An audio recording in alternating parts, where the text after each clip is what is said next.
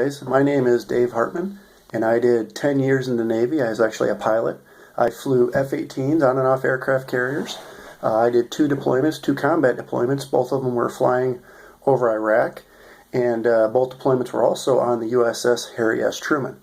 And Mr. Aaron Erdosa asked me if I would kind of give just a little bit of a short video on what it's like to fly on and off aircraft carriers. And I said, absolutely, no problem. So we'll see what I can come up with here. The aircraft carrier is just an awesome environment to be around, and it's kind of scary and exhilarating all at the same time. And they're the best group of people I've ever met in my life, just absolute professional, and it really makes you rise to the occasion as well. So I'll kind of go through a couple different videos to break it up a little bit into launch and land in day and in night. So the first thing I'm going to talk about is what it's like to launch off an aircraft carrier in the day. And let me start with saying how an aircraft carrier operates. First, we do what's called cyclic ops, which means there's a plan for takeoff and a plan for land, and then a little while later there'll be the same evolution throughout the day. You don't just decide to go take off and land whenever you want. It's all planned on a certain schedule. We call it a flight schedule. And all the squadrons on the aircraft carrier go at the same time and land at the same time. So how it works is there's going to be a launch cycle, and they may launch 8, 10, 15 jets. And then after that, they'll switch the ship over to land mode, and then all the jets that were flying previously are going to now start to land. So everyone has to be professional and do their best to get out of the way, because there's other jets that are running out of gas that need to land where you're currently sitting. So it can be kind of exhilarating and kind of scary at the same time. So every flight you do in the Navy, and really in the military, you're going to get together with all the people that are going to be in that flight, and you're going to do a brief, kind of talk about any contingency plans, what's going to happen, what ordnance or what weapons you're going to use or not use, if it's training, what type of environment and scenarios you want to set up. So everyone briefs. Then you go out to your jet and you strap in, look the jet over, make sure it looks like it's good to go. Then you sit in a jet and you're checking everything over. And all the jets start 30 minutes before launch time. So everything is very choreographed on the ship. So no one just kind of starts when they want to. You'll get the call, say, hey, let's go ahead and start the launch, start the jets up for this particular launch. So you're waiting for that, so you're kind of just trying to relax a little bit, thinking about the mission, thinking about things that are going on. Finally, you'll get the call, and everyone starts up their jets. I mean, it's pretty cool, because there's a lot of jets all in a close proximity, all starting up in the same time, and it gets very loud very fast. So you start your jet up, and once it's started, there's a lot of work to be done, because you only have about a half an hour before launch time.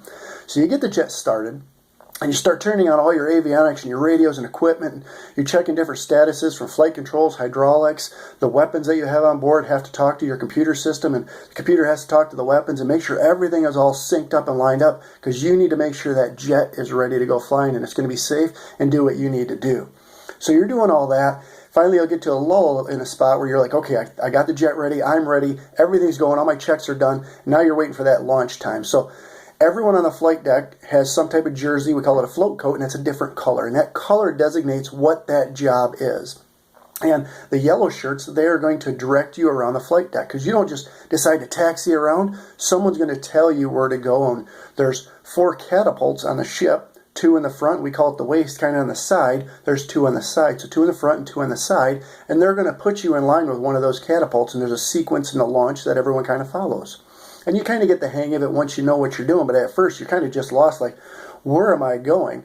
And on the flight deck is very, very loud, so no one's talking to anyone. It's all hand signals, so you have to memorize all the hand signals and what they mean, and you have to do your part to make sure you're acting professional and you don't hurt anyone else. So eventually they're going to taxi you up to one of the catapults, and you're going to sit there, and what's going to happen is they're going to taxi you up, and there's going to be a couple gentlemen hook up we call it a holdback bar under your nose gear, your aircraft.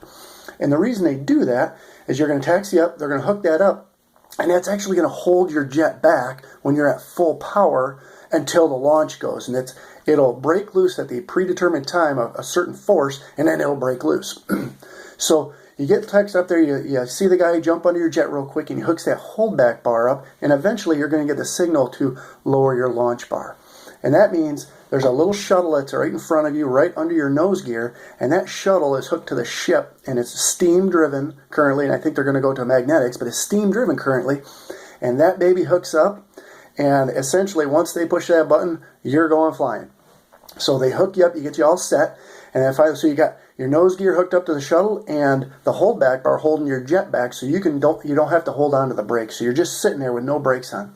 Eventually, the catapult officer is going to say, "Go ahead and run your engines up." He'll give you the signal. You look at them. You bring your engines up to full military power, so your jet is just screaming. It wants to go flying. You're checking everything over. You're doing full control wipeouts. Make sure your hydraulics are good. Your engines are good. Your electrical system's good. The flight controls are good. Everything is good to go on that jet. And there's people outside your jet looking at the same thing to make sure your jet is going to be good and you're going to be safe to go flying. So once that's done, you look over at the catapult officer, you give him a nice crisp salute saying, "My jet is ready and I'm ready to go flying." He looks around, he checks everything out on the deck to make sure everyone's giving him the thumbs up saying, "Your jet is ready to flying." Tons of people are looking you over, make sure you're staying safe. So he looks it over, everything looks good. He'll reach down, he'll touch the deck, and there's a guy that's going to push the button saying, "You're going flying."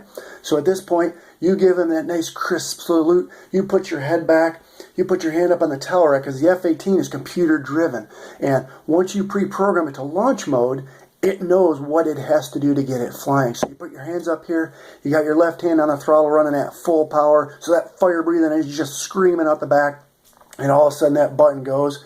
Holy Toledo. It's like you're shot out of a cannon, and in about a second or two, about 2 seconds, maybe a second and a half, 2 seconds, you're going from 0 to about 150, 160, maybe 170 miles an hour. It seems like instantaneously, and the force is incredible. There's no doubt you're going flying. Next thing you know, your head stops spinning, you're off the front of the ship, and you kind of get your cognizance back, and I'm flying, holy Toledo. You start bringing your landing gear up and your flaps up, and now you're on to do your mission.